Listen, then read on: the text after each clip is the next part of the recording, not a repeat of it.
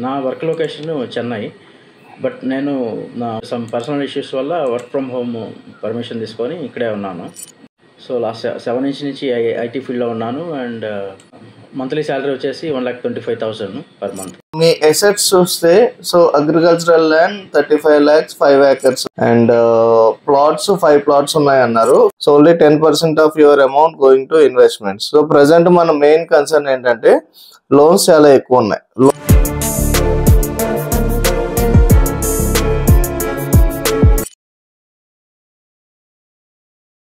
Hello అందరికి నమస్తే, నేను మీ Chandu. Welcome to personal finance by Chandu. So ఇవాళ మనం ఇంకొక సబ్స్క్రైబర్తో ఉన్నాం. సో వాళ్ళ ఫైనాన్షియల్ గోల్స్ ఏంటో చూద్దాం. అండ్ ఆ గోల్స్ని రీచ్ అవ్వడానికి ఏమేం చేయాలి, ఏం చేస్తే ఆ గోల్స్ని రీచ్ అవుతారు. So present assets, investments and liabilities ఏమున్నాయో చూద్దాం. సో ఇంకా డీటెయిల్స్లోకి వెళ్దాం. So hi Suresh garu. Hi, good morning అండి. Good morning Chandra garu. So thank you for participating. So చెప్పండి, మీ personal life, professional life and ఫైనాన్షియల్గా ఎలా నడుస్తుంది ఏంటి, ఇవన్నీ చెప్పండి. నా పేరు సురేష్ సార్, మా నెల్లూరు. సో నేను లాస్ట్ 7 years నుంచి ఐటీ ఫీల్డ్లో ఉన్నాను. నా ఏజ్ 37. సో అంతకుముందు వేరే చిన్న చిన్న వర్క్ చేసుకుంటూ ఉండేవాడిని. సో సో లాస్ట్ 7 నుంచి ఐటీ ఫీల్డ్లో ఉన్నాను. అండ్ మంత్లీ శాలరీ వచ్చేసి 1,25,000 per month. Okay okay so అది నా గురించి.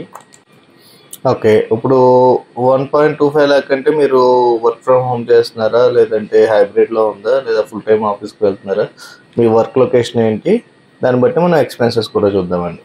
ఎస్ సార్, నా వర్క్ లొకేషన్ చెన్నై. బట్ నేను నా సమ్ పర్సనల్ ఇష్యూస్ వల్ల వర్క్ ఫ్రమ్ హోమ్ పర్మిషన్ తీసుకొని ఇక్కడే ఉన్నాను, నేటివ్లో ఉన్నాను.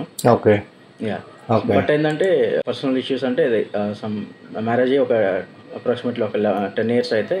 సో పిల్లల కోసం మల్టిపుల్ టైమ్స్ ట్రై చేసాము అన్ని మెథడ్స్. సో ఫైనల్గా IVF అనే ట్రీట్మెంట్ చేయించుకోవడానికి ఆఫీస్లో పర్మిషన్ తీసుకొని సో వర్క్ ఫ్రమ్ హోమ్ చేస్తున్నాను.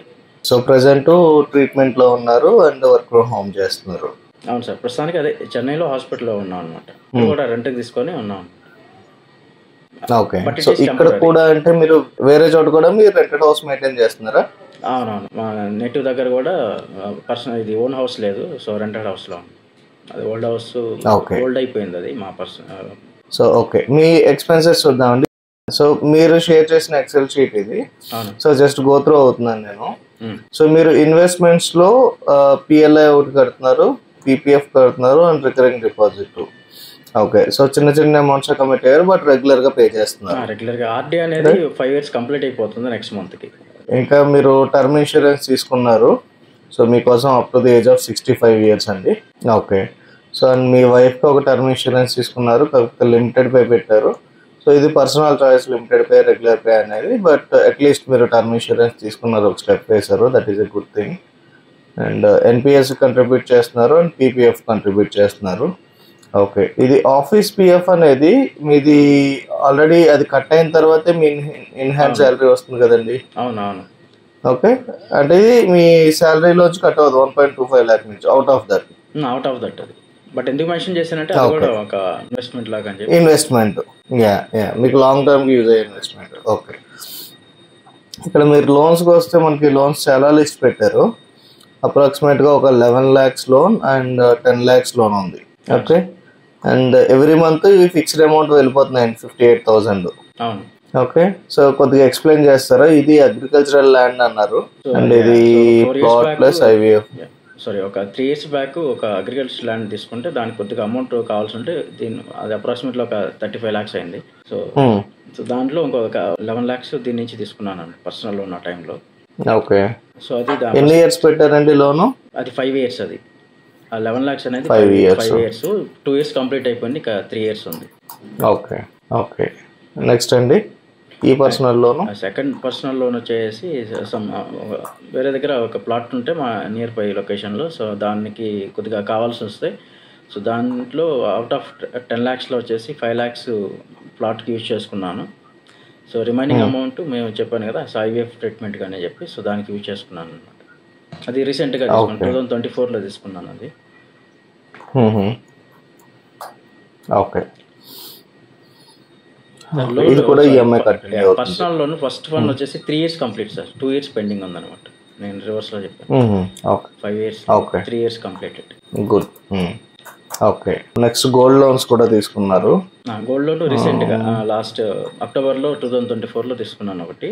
ఇంకొకటి వచ్చేసి ఫిబ్రవరి 2025లో తీసుకున్నాను ఒకటి. సేమ్ ఈ ట్రీట్మెంట్. ఈ రెండు ఐవీఎఫ్ ట్రీట్మెంట్ కోసం. ఓకే, ఇంకా రూపాయిన్నర వడ్డీకి 1,00,000 తీసుకొచ్చారు. ఇది ఎంత అండి ఇంట్రెస్ట్ రేటు? అంతే, రూపాయిన్నర. ఓకే. పర్సనల్ కొన్ని సమ్ మ్యారేజ్ ఉన్నందువల్ల సో అది అవాయిడ్ చేయలేకపోయాము. సో దానికోసం తీసుకోవాల్సి వచ్చింది, గోల్డ్ పర్పస్ కోసం. ఓకే, అండ్ రిమైనింగ్ మొత్తం మీరు ఐవీఎఫ్ ట్రీట్మెంట్ కోసం యూజ్ చేస్తున్నారు, ఏదర్ మెడిసిన్స్ కానీ అదర్ ఎక్స్పెన్సెస్ కానీ? అవును. టెంపరీగా ఇక్కడ ఉన్నామని చెప్పాను కదా హౌస్ లో. సో దాని rental purpose, travelling and medical charges వాటి కోసం యూజ్ చేస్తున్నాను. బట్ అవి సరిపోక. సో నాకు కొద్దిగా బ్యాక్గ్రౌండ్ ఇస్తారా, అంటే మీ మొత్తం ఐవీఎఫ్ ట్రీట్మెంట్? అది కొద్దిగా costly treatment. So approximately maybe అది 20 lakhs అవుతుందని చెప్పారు. స్టార్టింగ్లో ఒక 5 lakhs అని చెప్పారు. బట్ మేబీ ఏజ్ ఫ్యాక్టర్ వల్ల సో మల్టిపుల్ టెస్ట్లు కానీ ఎక్కువ చేశారనమాట. సో దానివల్ల ఏంటంటే మాకు అంటే ఆల్రెడీ ఒకసారి 2021లో ఒకసారి చేయించుకుంటే ఫెయిల్ అయ్యింది అని చెప్పాము. సో దానివల్ల వీళ్ళు ఎక్కువ టెస్టులు చేయాల్సి వచ్చింది అనమాట. సో దానివల్ల వాళ్ళు అన్ని డబుల్ అయిందనమాట మాకు కాస్ట్ ఇంపాక్ట్. సింగిల్ టైం అయితే అంత అవ్వదు అనమాట, లెస్ దాన్ 10 lakhs అవుతుంది. బట్ మాకు so till egg transfer process వరకు కంప్లీట్ అయింది. అది థ్యాంక్ గాడ్ ఇప్పుడు సక్సెస్ అయింది అనమాట ఒక 1 month బ్యాక్. కంగ్రాట్స్ అండి. Thank you. So approximately till now వచ్చేసి ఒక 15 lakhs అయిపోయింది. Only from June 2024 to till date అనమాట. అది చాలా కాస్ట్లీ అండి. So till maybe delivery we're expecting 20 lakhs అనేసి అనుకుంటున్నాం అనమాట. సో అది సో నెక్స్ట్ 9 months మెడిసిన్ కూడా ఎక్స్పెన్సివ్ గా ఉంటాయి అంటున్నారు. అవును సార్. ఓకే, సో మరి దీనికి ప్లాన్ ఏమన్నా చేశారా, అంటే ఇప్పుడు నెక్స్ట్ మెడిసిన్ కి? లేదు, మీ సాలరీ నుంచి అప్రాక్సిమేట్లీ నాకు ఒక 50% లోన్స్కి వెళ్ళిపోతుంది కదా. రిమైనింగ్ 50%లో ఒక 20% మాత్రం మిగులుతుంది నాకు. సో దాన్ని ఈ మెడికల్స్కి వాటికి యూజ్ చేస్తున్నాను. సో రిమైనింగ్ అమౌంట్ ఏంటంటే ఇంకా మనం క్రెడిట్ కార్డు ఉంది. సో దానికి 40 days టైం ఉంటుంది కాబట్టి దాని ద్వారా పే చేసుకుంటుంటాను. ఒకవేళ ఎమర్జెన్సీ అయినప్పుడు నేను ఇట్లాగే ఇప్పుడు గోల్డ్ లోన్స్ పెట్టుకున్నాను కదా. సో అలాగా గోల్డ్ని పెట్టుకొని అలాగా ఎంత అయితే అవసరం అవుతుందో ఆ అమౌంట్ వరకు గోల్డ్ పెట్టుకొని తీసుకుంటాను అనమాట. సో అది అప్రాక్సిమేట్లీ 75 paisa to 80 paisa అని పడుతుంది అనమాట. అది అవునండి, గోల్డ్ లోన్ కొద్దిగా తక్కువ పడుతుంది. ఉన్న వాటన్నిటిలో బెస్ట్ గోల్డ్ లోన్. సో అందుకని వాటిని ఎప్పుడైతే అవసరమో, ఎప్పుడైతే ఎక్కువ అమౌంట్ అవసరం అవుతుందో అప్పుడే వాడతాను అన్నమాట. ఓకే, సో ఇప్పుడు నేను ఎవ్రీ సెషన్లో చెప్పేది ఎమర్జెన్సీ ఫండ్ అండి. అంటే depending on person to person మనం emergency fund different amounts maintain చేస్తాం. ఇక్కడ మీరు చూసారంటే అంటే మీకు మెడికల్ ఎక్స్పెన్సెస్ వస్తాయని తెలుసు. సో తెలిసినప్పుడు ఇంకా హయ్యర్ అమౌంటే మీరు మెయింటైన్ చేయాల్సింది. నాకు తెలిసి అంటే మీరు ఎవ్రీ సిట్టింగ్ దగ్గర ఇప్పుడు ఐవీఎఫ్ దగ్గర 5 lakhs తీసుకున్నారు అండ్ అగ్రికల్చరల్ ల్యాండ్కి ప్లాట్స్ కోసం తీసుకున్నారు. సో యూజువల్లీ నేను ఎవరికైనా సరే మనీ అరేంజ్ చేసుకున్న తర్వాత ఏదన్నా ల్యాండ్ రిలేటెడ్ పర్చేస్ చేయమంటాను. హౌస్ అంటే హౌస్ లోన్ పెట్టి తీసుకోవచ్చు, తక్కువ ఇంట్రెస్ట్ వస్తుంది, plus long term commitment.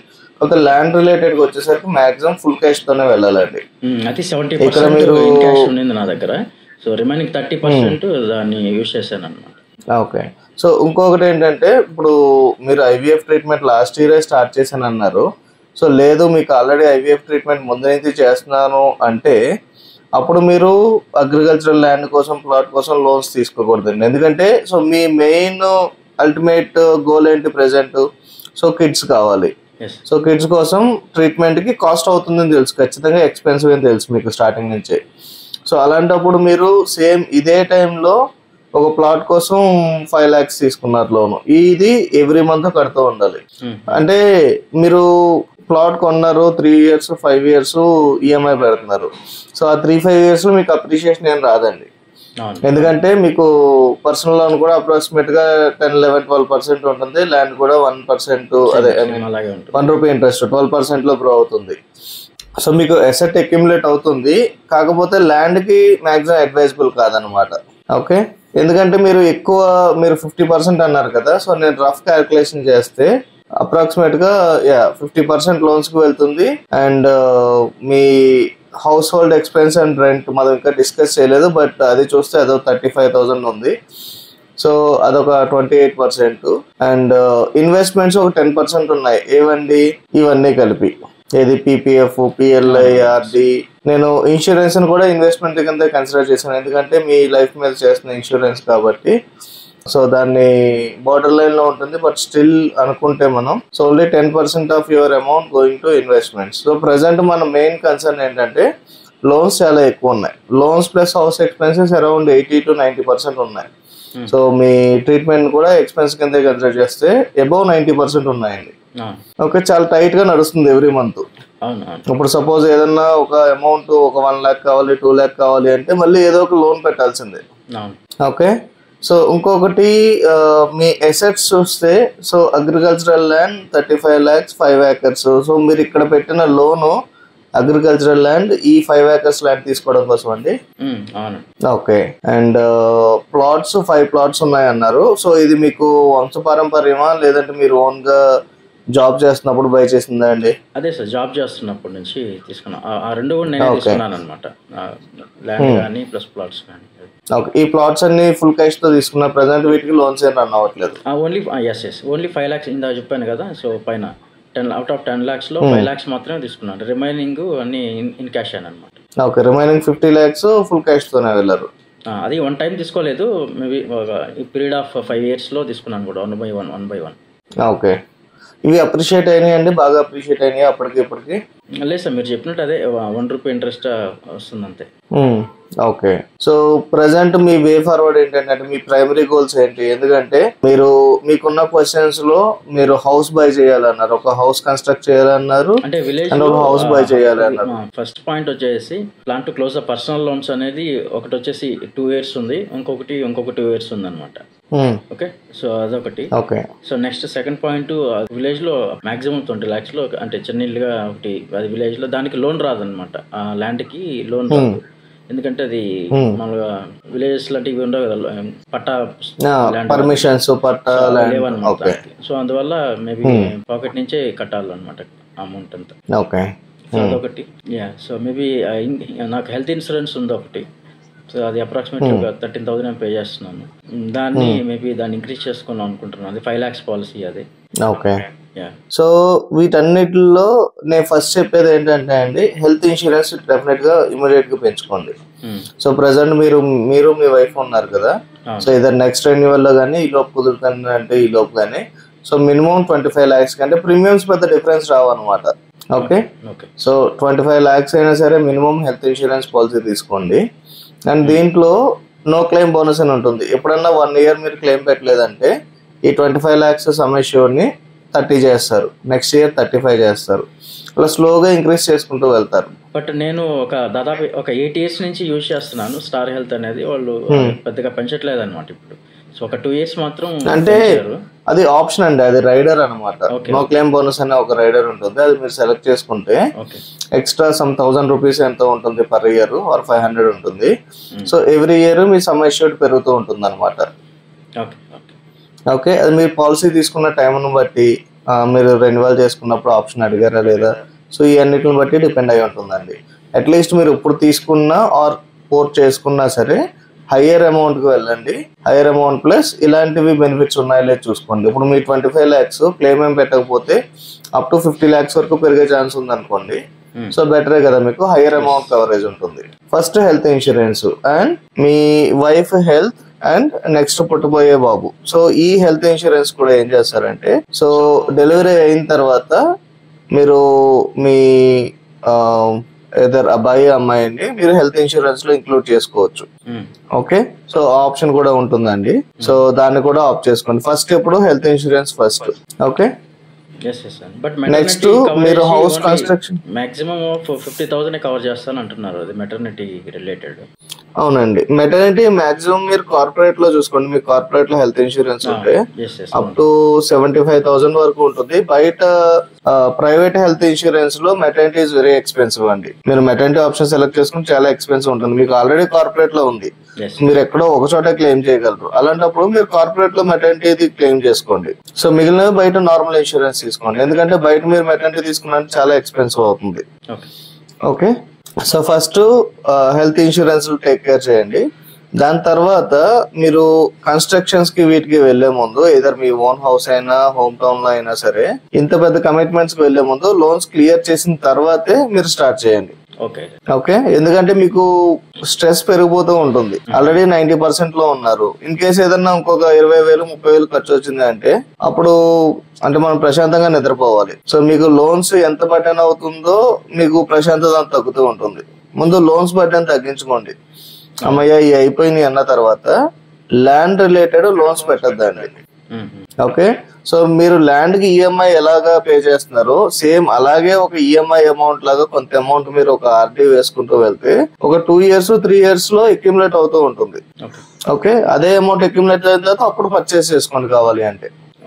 Okay, అంటే ఫర్దర్ గా ఎందుకంటే మీకు సఫిషియంట్ అమౌంట్ ఆఫ్ ప్లాట్స్ ఉన్నాయి. మీరు రియల్ ఎస్టేట్ లో ఆల్రెడీ చాలా పెట్టారు. సో ఈ రెండు కలిపి అప్రాక్సిమేట్ గా 90 lakhs వరకు ఉన్నాయి. ఓకే, ఇంకా రియల్ ఎస్టేట్ మానేసి either gold investment, gold, silver or మీకు మార్కెట్ ఐడియా ఉంది అంటే స్టాక్ మార్కెట్ లో లో రిస్క్ ఏదన్నా ఇండెక్స్ ఫండ్స్ కానీ ఇలాంటివి ఏమైనా సెలెక్ట్ చేసుకుని దాంట్లో పెట్టండి. ఎప్పుడు ఈ లోన్స్ అన్ని క్లియర్ అయిన తర్వాత. ఓకే, అండ్ మీకు ఎప్పుడైతే ఆర్డీ కంప్లీట్ అయిపోతుందో ఈ ఆర్డీ అమౌంట్ కూడా మీ మెడికల్ పర్పస్ కోసం యూజ్ చేయండి, ఫర్దర్ గా మీరు ఇంకొక లోన్ తీసుకోకుండా. ఓకే, సో ఇంకా మీరు ఇక్కడ పొదుపు అని రాశారు 6,200, అంటే ఇది చిట్టి టైప్ అండి. అది చిట్టి టైప్ లాగా అది యూజ్ చేసుకున్నారా? యూజ్ చేసుకుంటారా? యూజ్ చేసాం అనమాట అది. ఓకే, అది మామూలుగా మదర్ పేరు మీద వస్తే మామూలుగా ఎంతో ఒక 2 lakhs అలా వచ్చి ఉండింది అప్పుడు. సో 1 year అయింది అది కట్టి ఇంకొక 4 years కట్టాలన్నమాట. ఓకే, ఇవన్నీ లాంగ్ కమిట్మెంట్స్ ఉన్నాయి మీకు. ఓకే, సో ఇంకొక సజెషన్ ఏంటంటే it's completely up to you. So మీకు పర్సనల్ లోన్స్ బర్డెన్ తగ్గాలి అంటే, ఎందుకంటే మీకు ఈ లోన్సే అప్రాక్సిమేట్ గా 60,000 వెళ్ళిపోతుందండి. ఇన్ కేసు ఈ లోన్స్ లేవు అంటే మీరు ఈజీగా ఈ 58,000 ని మీ డెలివరీకి కానీ బేబీ వెల్ బీయింగ్ కానీ సో మీకోసం యూజ్ చేసుకోవడానికి ఉంటుంది. ఓకే, సో ఏదన్నా బాగా అప్రిషియేట్ అయిన ల్యాండ్ ఉంది, ఓకే, ఆర్ ఈ ల్యాండ్ కి ఎలా అంటే అండి ఇప్పుడు ఫ్యూచర్ లో గ్రో అయ్యే ప్లాట్ ఏదైనా ఉందనుకోండి, చుట్టూ రెసిడెన్షియల్ ఇల్లు పెరుగుతున్నాయి. సో అది ఫ్యూచర్ లో పెరిగే చాలా ఛాన్స్ ఉంటుంది. ఓకే, అదే ఒక ల్యాండ్ సో అది అంత గ్రోత్ లేదు కానీ మనం సెల్ చేసే పాసిబిలిటీ ఉంది. ఓకే, అలాంటప్పుడు ఈ 5 plots లో అట్లీస్ట్ ఒక ప్లాట్ మీరు సెల్ చేసి దాంతో లోన్స్ మొత్తం క్లియర్ చేసేయండి. Okay, once again it's personal issue, ఎందుకంటే నేను కష్టపడి కొనుక్కున్న లోన్స్ అదే ప్లాట్స్ ని ప్లాన్ కూడా అదే యాక్చువల్గా. సో చిన్న చిన్న ఎందుకు కొన్నానంటే మేబీ ఒకటి కాకపోతే ఒకటన్నా అదే వేరే వేరే ప్లేసెస్ లో కొన్నాను అనమాట. అంటే ఒకే హోమ్ టౌన్ లో కాకుండా సో మేబీ అదే మండల్ లెవెల్లో ఒకటి, డిస్ట్రిక్ట్ లెవెల్ అట్లా అట్లా చిన్న చిన్నవి ఉన్నాయన్నమాట కొద్దిగా దూరంగా టౌన్ కి. సో ఈజీగా మనము సెల్ చేయగలము అనుకున్నవి చూసుకుని ఒక 2 plots 1 or 2 plots మీకు వాటి వాల్యూని బట్టి 1-2 plots మీరు సెల్ చేసి లోన్స్ మొత్తం క్లియర్ చేసేయండి ఫస్ట్ థింగ్. ఓకే, అవి చేస్తున్నప్పుడు మినిమం మీరు ఒక 5 lakhs అయినా సరే చేతిలో పెట్టుకోండి FDలో. ఎందుకంటే మీరు ఎక్స్పెక్టింగ్ 20 lakhs టిల్ డెలివరీ అన్నారు. ప్రెసెంట్ ఆల్రెడీ ఇక్కడ ఒక 5 lakhs ఖర్చు పెట్టారు, ఇక్కడ ఒక 5 lakhs 10 lakhs ఖర్చు పెట్టారు, అంటే ఇంకొక 10 lakhs మీకు అవసరం ఉంది.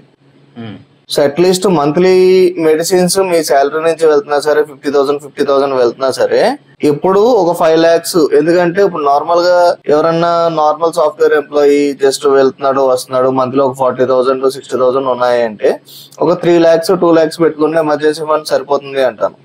కాకపోతే మీకు ఆల్ ఆఫ్ ఎ సడన్ వస్తున్న ఖర్చులు, ఎందుకంటే ఇప్పుడు ట్రీట్మెంట్ ఉంది అంటే మీరు దానికి మేబీ అడ్వాన్స్ 3 lakhs పే చేసి దాని తర్వాత 2 lakhs పే చేసి ఎలా చేసినా సరే విత్ ఇన్ షార్ట్ స్పాన్ లో మీకు కావాల్సిన అమౌంట్స్ అంటే మన డిస్కషన్ బట్టి ఇవి కూడా ఆల్ ఆఫ్ ఎ సడన్ పెట్టారు.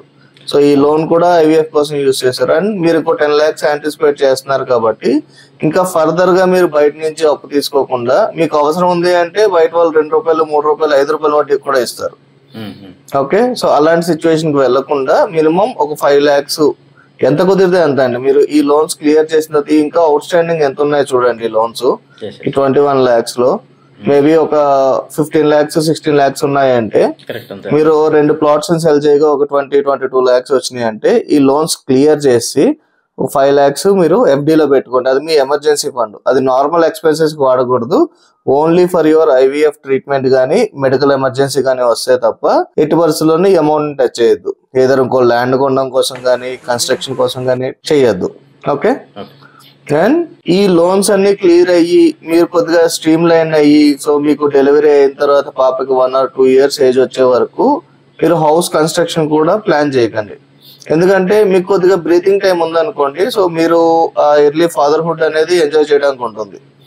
ఓకే, మీరు కంప్లీట్ గా స్ట్రెస్ లో ఉన్నారంటే పరిగెడుతూ ఉంటారు, సో డబ్బు సంపాదనకు పరిగెడుతూ ఉంటారు, లోన్స్ ఎలా క్లియర్ చేయాలి ఈ ప్రశాంతత ఉండదు. అట్లీస్ట్ మీ బేబీకి 1 year వచ్చే వరకన్నా వెయిట్ చేయండి.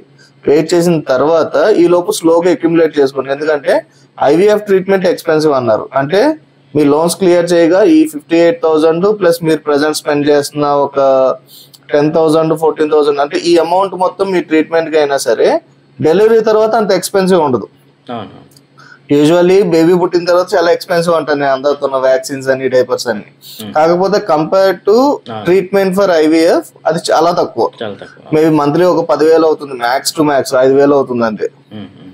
ఓకే, సో అప్పటి నుంచి మీరు సేవింగ్ స్టార్ట్ చేసుకోండి. ఎవ్రీ మంత్ ఒక 40,000 50,000 అక్యుములేట్ చేసుకుంటూ ఉండండి.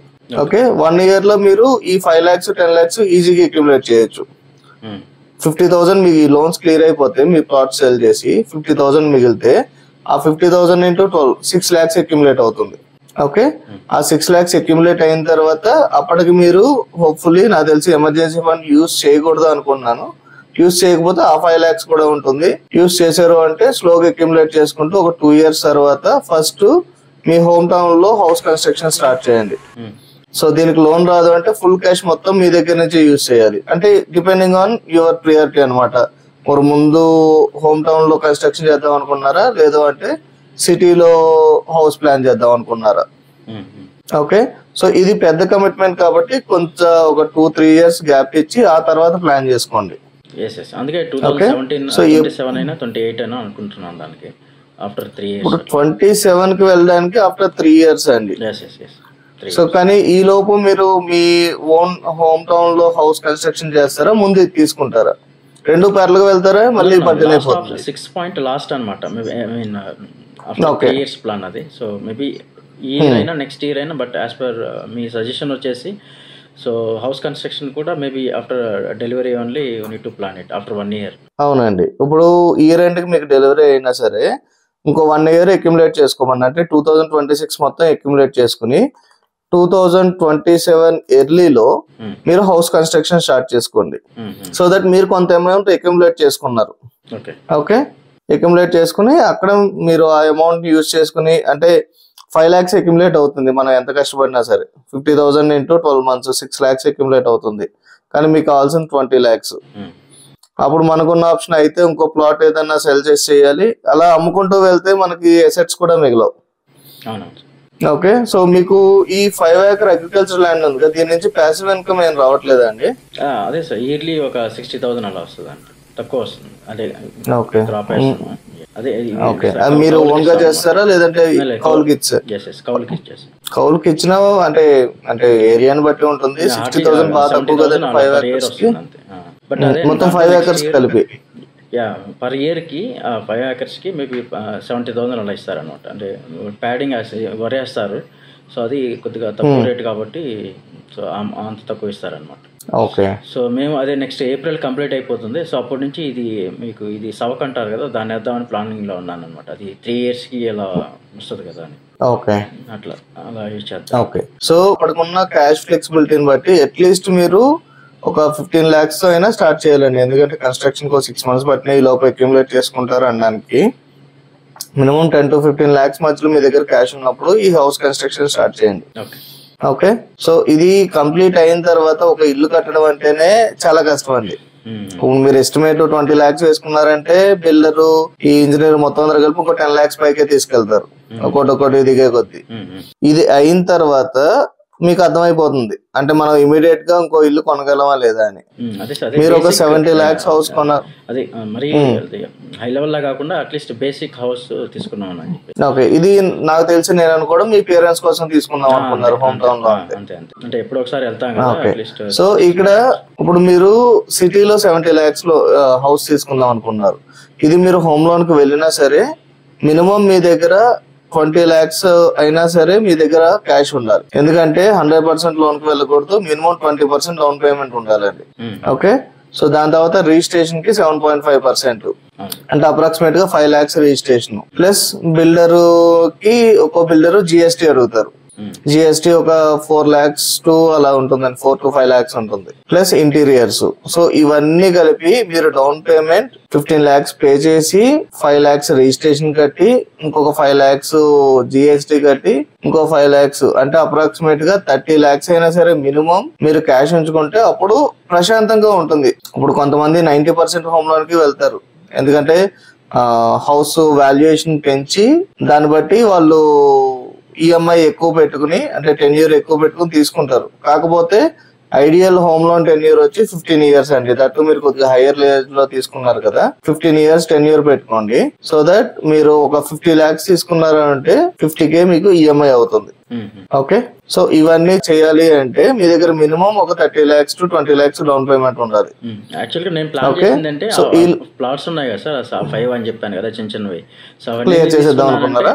సో అవన్నీ ఎందుకు తీసుకున్నానంటే ఇట్లాగనమాట, ఏదన్నా మంచి హౌస్ అలా దొరికినప్పుడు సో మేబీ వీటిని సెల్ చేసి అయినా సరే ఒకటే దగ్గర మంచి హౌస్ ఒకటి తీసుకున్నామన్న ఉద్దేశంతో అలా తీసుకున్నాను అనమాట. బట్ అన్ఫార్చునేట్లీ నాకు ఈ ట్రీట్మెంట్ కూడా మ్యాక్సిమం డాక్టర్స్ చెప్పింది మ్యాక్సిమం 5 lakhs అని చెప్పారు. బట్ అది ట్రిపుల్ అయిపోయింది అనమాట అట్ ప్రజెంట్. సో అది బాగా బర్డెన్ అయిపోయింది, దానివల్ల ప్లాన్స్ మొత్తం చేంజ్ అయిపోయాను. నేను స్టార్టింగ్ అదే అనుకున్నా అండి, మీరు ఎక్స్ప్లెయిన్ చేయడం స్టార్ట్ చేసినప్పుడు మన ఆఫ్లైన్ కన్వర్సేషన్ లో. సో lakhs 2 lakhs చెప్తూ వెళ్తున్నారు, అంటే ముందు 6 lakhs అయింది అన్నారు, దాని తర్వాత ఇంకో 5 lakhs అన్నారు. సో lakhs 2 lakhs అసలు ఎక్కడుంది ధైర్యం అనుకున్నాను. సో అట్లీస్ట్ మీకు ఇక్కడ ఒక ఫైనాన్షియల్ గా కొద్దిగా స్టేబుల్ గా ఉన్నారు అంటే ప్రెసెంట్. సో ఈ రెండు ఉండడం వల్ల ఓకే. సో కొంత అమౌంట్ లోన్ తీసుకున్న స్టిల్ అదర్ అమౌంట్ మీరు ఓన్ గా సంపాదించుకున్నదే కాబట్టి.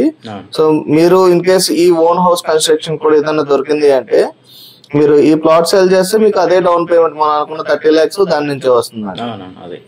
ఓకే, సో ఈ లోపు మీరు కుదిరితే కెరీర్ కూడా ప్రోగ్రెస్ చేసుకోవడానికి ట్రై చేయండి. ప్రెసెంట్ మీరు ఉన్న కంపెనీలో మేబీ మీకు ఫ్లెక్సిబిలిటీ చాలా బాగా ఉండొచ్చు, ఎందుకంటే మీరు వర్క్ ఫ్రమ్ హోమ్ చేస్తున్నా అన్నారు, మీకు ఎక్సెప్షన్స్ ఇస్తున్నారు అన్నారు కాబట్టి విచ్ ఇస్ గుడ్. దీంతో పాటు ఏమన్నా సెకండరీ కూడా ఇన్కమ్ మీరు ట్రై చేయగలరేమో చూడండి. సో అదే అండి, మీకు ప్లాట్స్ మొత్తం అన్ని సెల్ చేయకండి, అట్లీస్ట్ ఒకటన్నా మంచిది ఏదన్నా ఉంచుకోండి. బట్ మీ గోల్స్ అన్ని రీచ్ అవ్వాలి అంటే కొద్దిగా టైట్ గా ఉంది, కొద్దిగా టైం పడుతుందండి. 2027-28 కల్లా మీరు కొద్దిగా ఓన్ కన్స్ట్రక్షన్ హౌస్ అవుతుంది, మీరు ఓన్ గా తీసుకోవడానికి కూడా ఛాన్స్ ఉంది. Okay, and first and foremost for example maybe మీరు చెప్పినట్టు 5 plots ఫర్ ఎగ్జాంపుల్ ఇప్పుడు సెల్ చేసి పర్సనల్ లోన్స్ ని క్లియర్ చేయమంటున్నారు కదా. సో అలా కాకుండా మేబీ ఈ పర్సనల్ లోన్స్ ఎలా నా మంత్లీ శాలరీ నుంచి ఇలా డిడక్ట్ చేసుకుంటూ మేబీ ఒక నెక్స్ట్ 2 years 2027 కంప్లీట్ అయిపోతాయి ఇది మంత్లీ పే చేసుకుంటే పర్సనల్ లోన్స్ అని. So maybe by that time నాకు ఆ ప్లాట్స్ లో నుంచి మేబీ కొద్దిగా ఇన్కమ్ జనరేట్ అవ్వచ్చు కదా, వెల్త్ క్రియేట్ అవ్వచ్చు ఇంకొక నెక్స్ట్ 2 years లో అవుతుందండి. డెఫినెట్ గా అలాగే చేసుకోవచ్చు. సో ప్రెసెంట్ నేను అట్లీస్ట్ 1 or 2 plots ఎందుకు సెల్ చేయమన్నా అంటే 1 or 2 సెల్ చేస్తే మొత్తం కదండి, 1 or 2 సెల్ చేయండి. ఎందుకంటే ప్రెసెంట్ మీ శాలరీ మొత్తం దీనికే వెళ్ళిపోతుందండి. ప్రెసెంట్ మీది loan income, loan house expense treatment కే 90% వెళ్ళిపోతుంది. మీరు ఫర్దర్ గా ఇంకో 5 lakhs ఫోర్కాస్ట్ ఉంది, 5 to 10 lakhs. సో ఈ 10 lakhs కావాలంటే మీరు ఇంకొక గోల్డ్ లోన్ గానీ ఇంకో బయట నుంచి అప్పు తీసుకొస్తారని భయం నాకు. ఇంకొక 5 మాక్సిమం ఇప్పుడు ఆల్రెడీ 15 అయింది, ఇంకొక 5 ఉందన్నమాట. ఓకే, ఆ 5 lakhs కి మీకు ప్లాన్ ఉంది, నాకు ఎక్కడి నుంచి అన్నా వచ్చేమని ఉన్నాయి, 5 lakhs వస్తాయి అంటే సెల్ చేయాల్సిన అవసరం లేదు. స్లోగా ఈఎంఐస్ క్లియర్ అయిన తర్వాత అప్పుడే సెల్ చేసుకోవచ్చు.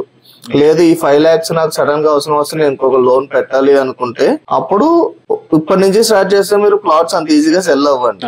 ఓకే, సో మీరు నాకు అప్డేట్ ఇవ్వండి అసలు ఎంత టైం పట్టిందని. ఇది కమర్షియల్ గా ఉన్న ప్లాట్ అయినా లేదంటే ఒక రెసిడెన్షియల్ ప్రాపర్టీ మధ్యలో ఉన్నదైనా ఒక 3 months 6 months లో వెళ్తుంది. అదే మొత్తం కంప్లీట్ గా ఫ్రీ ల్యాండ్ అక్కడ ఏం లేవు అంటే 1-2 years పడుతుంది, ఇంకా ఎక్కువ కూడా పట్టిన రోజులు ఉంటాయండి. ఓకే, సో మంచి ప్లాట్స్ అనుకుంటున్నాను. సో దాన్ని బట్టి మీకు సెల్ చేయడానికి టైం పడుతుంది అనమాట. ఓకే, సో ఇంకేమన్నా క్వశ్చన్స్ ఉన్నాయండి? ఇంకేనా సార్, ఒక మ్యూచువల్ ఫండ్ లాంటిది ఏదన్నా ప్లాన్ చేద్దాం అనుకుంటున్నాను. మ్యూచువల్ ఫండ్ నేను ఎవరికైనా సరే ఇన్వెస్ట్మెంట్ అర్జెంట్ గా స్టార్ట్ చేయమని చెప్తాను. సో మీరు 37 అయినా సరే మీకున్న పర్సనల్ రెస్పాన్సిబిలిటీస్ కి ప్రెసెంట్ ఇన్వెస్ట్మెంట్స్ అగ్రెసివ్ గా వెళ్ళకండి. ఎందుకంటే ప్రెసెంట్ ఉన్న లోన్స్ బడ్డెన్ క్లియర్ చేసుకున్న తర్వాత ఓకే నాకు మంత్లీ మొత్తం కలిపి ఒక 60% ఎక్స్పెన్సెస్ ఉంది, ఇంకా నాకు ఫ్లెక్సిబిలిటీ ఉంది 30-40% అన్నప్పుడు అప్పుడు మీరు ఇన్వెస్ట్మెంట్ స్టార్ట్ చేయండి. ఓకే కాంపౌండింగ్ అవుతుంది, ఎర్లీగా స్టార్ట్ చేయాలి, ఇవన్నీ ఉన్నాయి. Not at the cost of me mental peace. Okay ఎందుకంటే ఇవన్నీ ఫిక్స్డ్ ఎక్స్పెన్స్ మీ దగ్గర నుంచి వెళ్తాయి 90%. నన్ను అడిగితే మీరు మ్యూచువల్ ఫండ్ స్టార్ట్ చేసే ఉద్దేశం ఉంది అంటే ప్రెసెంట్ మీరు వేసిన 1000 పీపీఎఫ్ ఉంది కదా, ఇది ఆపేయండి. పీపీఎఫ్ 7.1-7.5% ఉంది, పీపీఎఫ్ ఆపేయండి. ఆపేసి దీన్ని ఒక నిఫ్టీ ఇండెక్స్ ఫండ్ కానీ ఏదన్నా లో రిస్క్ దే పెట్టుకోండి, మరి హై రిస్క్ దానికి వెళ్ళొద్దు. ఒక లో రిస్క్ మ్యూచువల్ ఫండ్ కి స్టార్ట్ చేయండి. అట్లీస్ట్ మీకు అలవాటు అవుతుంది, నెక్స్ట్ కపుల్ ఆఫ్ మంత్స్ లో అలవాటు అవుతుంది. ఓకే మీ ఆర్డీ కూడా కంప్లీట్ అయిపోతుంది అన్నారు కదా, సో ఆ అమౌంట్ కూడా మినిమం 500 తో మినిమం 100 తో కూడా మనం మ్యూచువల్ ఫండ్ స్టార్ట్ చేయొచ్చండి. ఓకే మనం ఎంత ఎక్కువ వేస్తే అంత ఎక్కువ అప్రిషియేట్ అవుతుంది. బట్ అట్లీస్ట్ మీరు స్టార్టింగ్ కాబట్టి ఒక 2500-3000 తో స్టార్ట్ చేయండి. సో ఎప్పుడైతే మీకు ఫ్లెక్సిబిలిటీ వస్తుందో, లోన్స్ క్లియర్ అయిపోతాయో, బర్డెన్ లేదు అనుకున్నప్పుడు సో 30,000-40,000 కి ఇన్వెస్ట్మెంట్స్ ఇంక్రీజ్ చేసుకోండి. Okay sir. సో ఎనీవే నేను చెప్పినట్టు ఇది మెడికల్కి నాకు ఆల్రెడీ స్ట్రగుల్ అవుతున్నాను కాబట్టి ఫ్యూచర్లో ఇలాంటి ఇష్యూస్ రాకుండా అని మెడికల్ ఎక్స్పెన్సెస్ భారం కాకుండా నాకు సో హెల్త్ ఇన్సూరెన్స్ అనే దాన్ని అప్గ్రేడ్ చేసుకుంటాను ఫస్ట్. సో 25 lakhsకి. అండ్ మై పేరెంట్స్ కూడా ఏమన్నా అట్లీస్ట్ ఏం లేదనమాట. సో మేబీ వాళ్ళకి మా మదర్కి ఏజ్ 70 years ఉన్నాయి అప్రాక్సిమేట్లీ. సో మేబీ వాళ్ళకి సో ఏజ్ ఎంతైనా ప్రెసెంట్ ఉన్న డేస్ లో హెల్త్ ఇన్సూరెన్స్ వస్తుంది. కాకపోతే ఎగ్జిస్టింగ్ మేజర్ ఇల్నెస్ ఏమన్నా ఉన్నాయి అంటే హెల్త్ ఇన్సూరెన్స్ రాదండి. ఏదర్ హార్ట్ రిలేటెడ్ కానీ క్రానిక్ డిసీజ్లు ఏమన్నా సరే హెల్త్ ఇన్సూరెన్స్ రాదు. ఏం లేవు అంటే హెల్త్ ఇన్సూరెన్స్ తీసుకోవచ్చు, కాకపోతే ఎక్స్పెన్సివ్ ఉంటుందండి. డెఫినెట్ గా దానికి ప్రిపేర్డ్ ఉండండి. సో మీరు సింగిల్ పర్సన్ కి అప్రాక్సిమేట్ గా 30,000-40,000 ఉన్నా సరిపోకర్లేదు.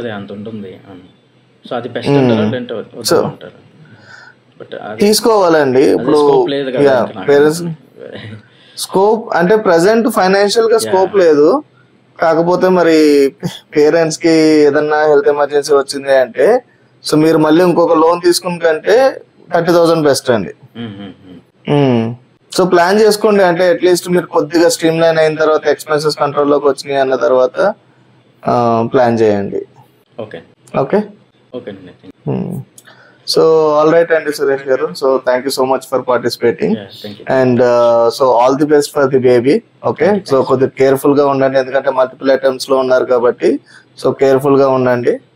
ఓకే సో మీకు నెక్స్ట్ 8 to 9 months లో హ్యాపీ అండ్ హెల్తీ బేబీ వస్తుందని మనస్ఫూర్తిగా కోరుకున్నాను. సో థ్యాంక్ యూ అండి. సో వీడియో చూస్తున్నారు కదా, సో ఇది మన సురేష్ గారి స్టోరీ. సో మీకు కూడా ఏమైనా సజెషన్స్ ఉన్నాయి అంటే, సురేష్ గారికి పాస్ ఆన్ చేయాల్సిన సజెషన్స్ ఏమైనా ఉన్నాయి అంటే సో కామెంట్స్ లో పెట్టండి. So of course so adoption అనే ఆప్షన్ కూడా ఉంటుంది. సో అది నేను ఆల్రెడీ ఆఫ్లైన్ లో డిస్కస్ చేశాను. సో వాళ్ళు కూడా థింక్ చేశారు, బట్ లాస్ట్ అటెంప్ట్ కింద they want to give it a try. Okay so మనం ఎవరిని ఈజీగా జడ్జ్ చెయ్యొద్దు. ఓకే సో ప్రతి ఒక్కరి పర్సనల్ స్టోరీ వేరు, వాళ్ళ లైఫ్ వేరు, వాళ్ళ బ్యాక్గ్రౌండ్ వేరు, సో ఇలా ఉంటుంది కాబట్టి సో అదే దాన్ దాట్ సో మీరు ఏమన్నా ఫైనాన్షియల్ గా సజెషన్ ఇవ్వాలి అనుకుంటే సురేష్ గారికి సో డెఫినెట్ గా కామెంట్ చేయండి. అలాగే నేను పెడుతున్న ఎఫర్ట్స్ మీకు నచ్చినట్లయితే సో ఛానల్ సబ్స్క్రైబ్ చేయండి, వీడియోని లైక్ చేయండి. అలాగే మీ ఫ్రెండ్స్ అండ్ ఫ్యామిలీకి కూడా వీడియోని షేర్ చేసి ఫైనాన్షియల్ నాలెడ్జ్ పెంచుకోమనండి. సో మనం చాలా ఫైనాన్షియల్ అవేర్నెస్ వీడియోస్ చేసాం. సో నా మెయిన్ గోల్ వచ్చి అందరూ ఇన్వెస్ట్ చేయాలి, అందరూ వెల్త్ క్రియేట్ చేసుకోవాలి అండ్ మిస్టేక్స్ చేయకూడదు. ఎన్ నెంబర్ ఆఫ్ ఫైనాన్షియల్ మిస్టేక్స్ చేస్తున్నారు. నేను డైలీ కొంతమందితో మాట్లాడతాను. ఓకే ఇప్పుడు దాకా మాట్లాడిన కొన్ని 100 మంది చెప్పిన మిస్టేక్స్ అన్నిటిని కన్సాలిడేట్ చేసి వచ్చిన నాలెడ్జ్ ఇది. Okay so me friends and ఫ్యామిలీకి షేర్ చేయండి అండ్ వాళ్ళు కూడా ఇలాంటి మిస్టేక్స్ చేయకుండా వాళ్ళు ఫైనాన్షియల్ గా ఫ్రీడమ్ ఉండేలాగా ప్లాన్ చేయండి. Okay so thank you so much for watching.